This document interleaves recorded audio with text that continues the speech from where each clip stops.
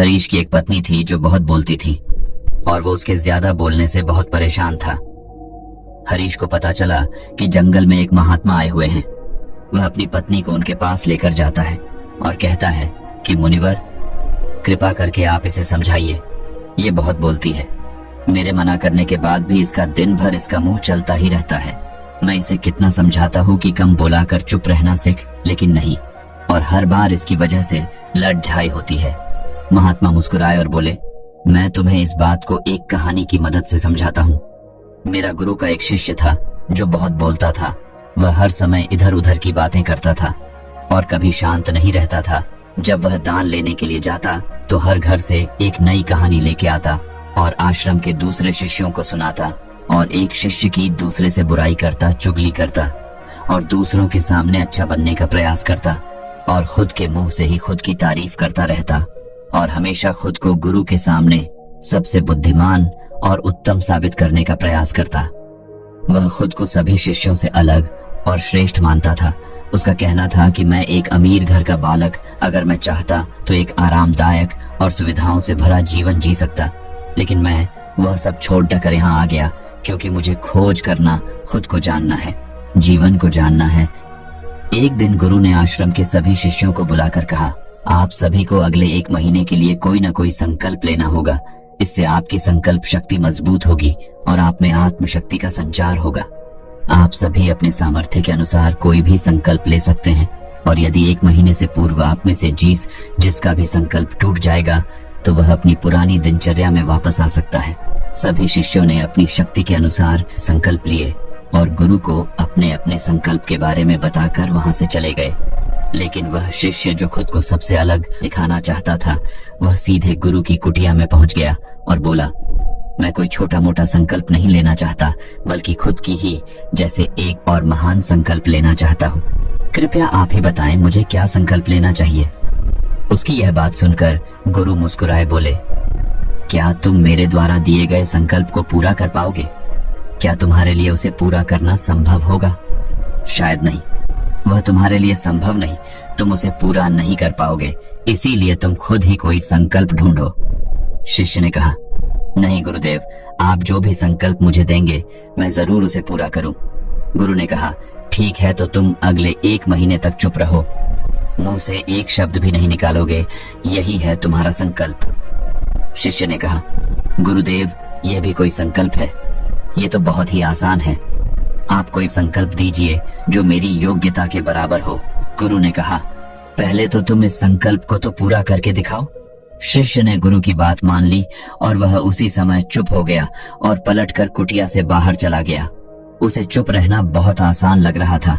उसने एक दिन तो जैसे तैसे चुप रहकर काट लिया, लेकिन दूसरे दिन से उसके मन में ना बोलने का बोझ बढ़ने लगा और तीसरे दिन उसे भारीपन महसूस होने लगा और चौथे दिन उसके अंदर एक अजीब सी बेचैनी होने लगी, क्योंकि आसपास आश्रम के सभी शिष्य एक दूसरे से बातें कर रहे थे। वह भी अपना पक्ष उनके सामने रखना चाहता था, उनकी बोलती बंद कर देना चाहता था, लेकिन उसका संकल्प उसके आ रहा था, इसीलिए वह पूरे दिन सिर्फ और आंखें बनाता। इसी तरीके से कुछ दिन और बीते और वह शिष्य बीमार पड़ गया। उसका सिर फटा जा रहा, उसका खाने पीने तक का मन नहीं था, वह सिर्फ बोलना चाहता था। वह गुरु के पास गया और उनके सामने बैठकर लिखकर उन्हें बताया, गुरुदेव, मैं बोलना चाहता हूँ, बिना बोले मुझे सांस नहीं आ रही है, मेरा दम घुटता जा रहा है, मैं अंदर ही अंदर पागल हुआ जा रहा हूँ, मैं क्या करूँ? संकल्प तो डर दूं क्या? ये पढ़कर गुरु मुस्कुराए और बोले, मैं संकल्प ढाने के लिए नहीं होते, लेकिन जो अपने संकल्प को पूरा कर लेता है वह अपनी आंतरिक शक्ति को बढ़ाता है, और जो अपनी आंतरिक शक्ति को बढ़ा लेता है वो समाज और जागृति की राह पर आगे बढ़ जाता है। संकल्प का लेना भी तुम्हारे हाथ में था और इसे तोड़ना भी तुम्हारे हाथ में है। तुम्हारे बहुत से भाई अपने संकल्प को तोड़कर अपनी पुरानी दिनचर्या पर वापस आ चुके हैं। अगर तुमसे नहीं हो पा रहा तो तुम भी संकल्प तोड़कर अपनी पुरानी दिनचर्या पर वापस जा सकते हो। लेकिन याद रहे, अगर आज तुम इस छोटे से संकल्प को नहीं संभाल पा रहे तो तुम अपनी बाकी की पूरी जिंदगी को कैसे संभाल सकोगे? बाकी फैसला पूरी तरह से तुम्हारे हाथों में है। गुरु की यह बात उस शिष्य के दिल में चोट कर गए। वो बिना कुछ बोले वहां से वापस चला गया और खुद को अपनी कुटिया में बंद कर वह केवल अपने जरूरी कामों के लिए ही कुटिया से बाहर निकलता, बाकी सारे समय कुटिया के अंदर ही बैठा रहा। 15 दिन बीत चुके थे और आश्रम के लगभग सभी शिष्यों का संकल्प अब तक टूट चुका था, लेकिन उसका संकल्प अभी भी जारी था। संकल्प लेने के बाद से अब तक उसने एक शब्द भी नहीं बोला। सारा आश्रम हैरान था कि इतना बोलने वाला इंसान चुप कैसे हो। 15 दिन बीतने के बाद वह दोबारा अपने गुरु के पास गया और लिखकर बताया है, गुरुदेव, मैं बाहर से तो चुप हूँ, लेकिन मेरे भीतर बहुत सी आवाजें हैं, बहुत सी चीख पुकार और शिकायतें हैं। मैं अंदर ही अंदर बात करता रहता हूँ। मेरा मन तरह तरह के प्रश्न पूछता है। मैं बाहर से जितना मोर, भीतर से उतने ही शोर शराबे से भरा। क्या इस तरह से मेरा संकल्प अभी भी है? गुरु ने कहा, हाँ, तुम्हारा संकल्प अभी भी जारी है, लेकिन जब तक लोगों की ये आवाजें तुम्हारे कानों में अपती रही, तुम्हारा मन बोलता रहेगा, क्योंकि इसे तो आदत है। तुम भले ही बाहर से चुप रहो, लेकिन तुम अंदर ही अंदर बोलते रहोगे। तुम्हें इन बातों से, इन आवाजों से दूर जाना चाहिए।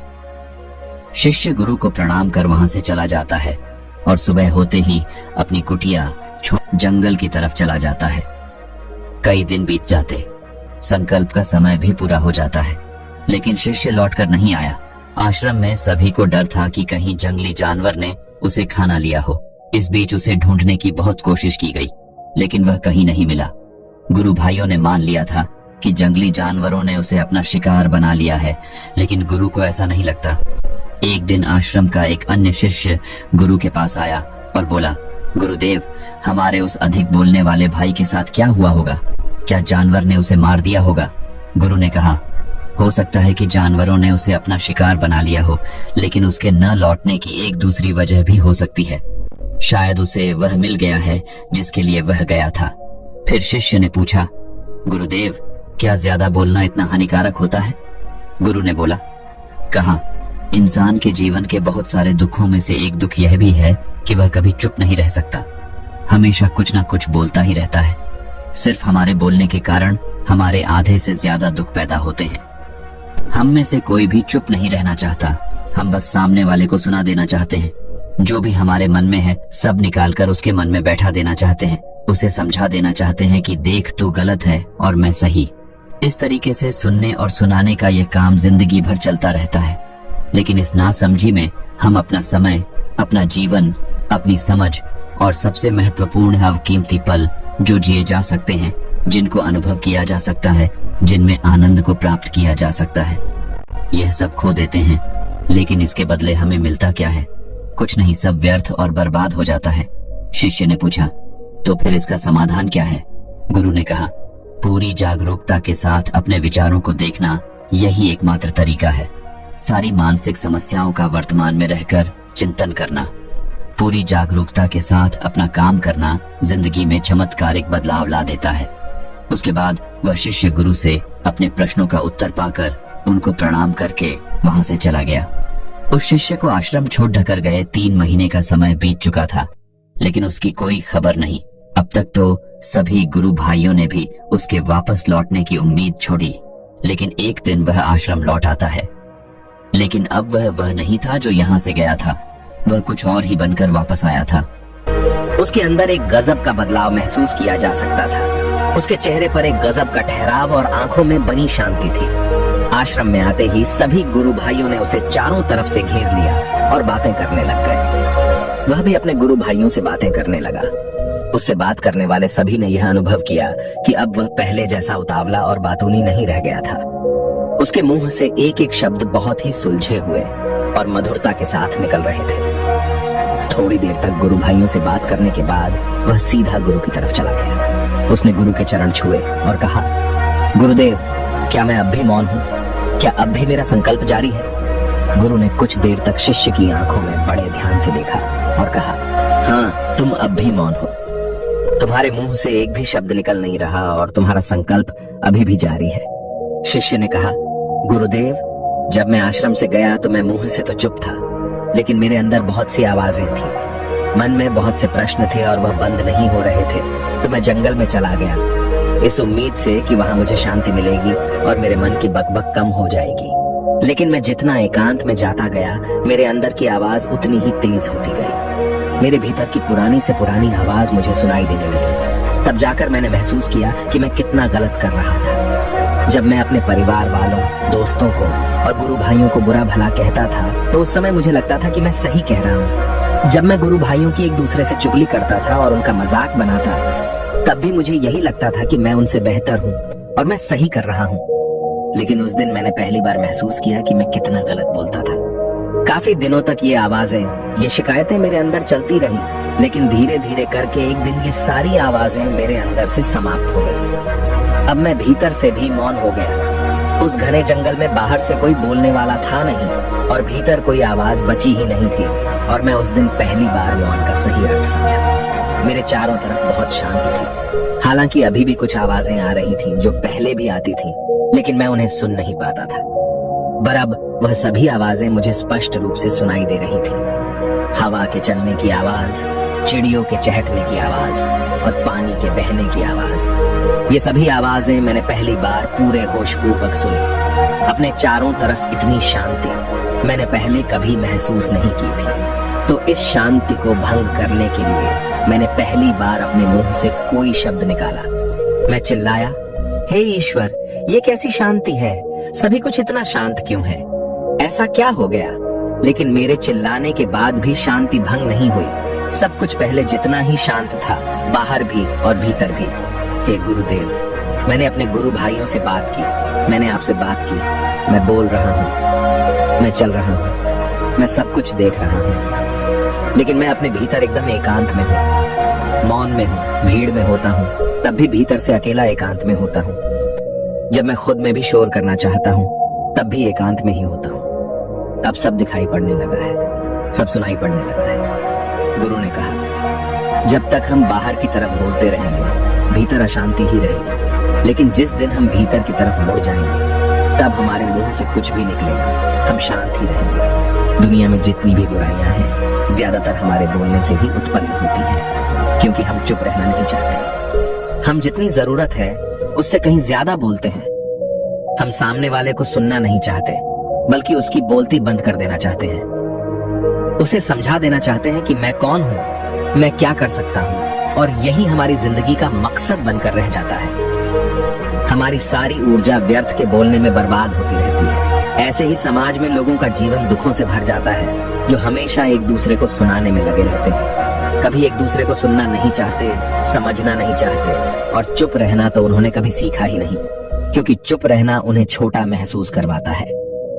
दुनिया की सभी लड़ाइयों का कारण हमारा बोलना ही है। इसलिए हमें सिर्फ उतना ही बोलना चाहिए जितना जरूरी हो, क्योंकि व्यर्थ का बोलना ऊर्जा को नष्ट करना है, और यह बोलना ही हमें कभी अपने भीतर की ओर लौटने नहीं देता, क्योंकि यह हमें बाहर की ओर खींच कर रखता है, और बाहर है ही क्या इस संसार के अलावा। लेकिन अगर अपने भीतर के संसार की ओर मोड़ना है तो इस मुंह को बंद ही रखना चाहिए। इसीलिए जितने भी बुद्ध हुए, आत्मज्ञानी हुए, वह सभी एकांत की ओर भागे, ताकि उन्हें ज्यादा न बोलना पड़े, ज्यादा सुनना न पड़े।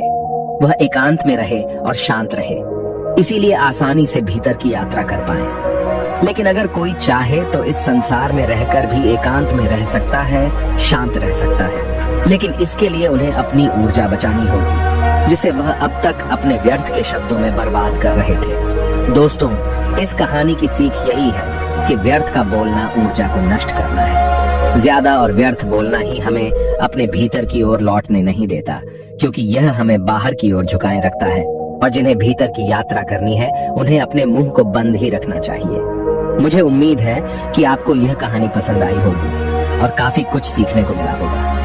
कहानी के बारे में अपने विचार आप हमें नीचे कमेंट बॉक्स में कमेंट करके बता सकते हैं। बाकी अगर ये कहानी आपको अच्छी लगी हो तो इस वीडियो को लाइक करें, और ऐसी और कहानी सुनने के लिए डे इंस्पायर्ड यूट्यूब चैनल को सब्सक्राइब करें। तब तक मिलते हैं हम आपसे ऐसी ही एक और प्रेरणादायक कहानी के साथ अगले दिन।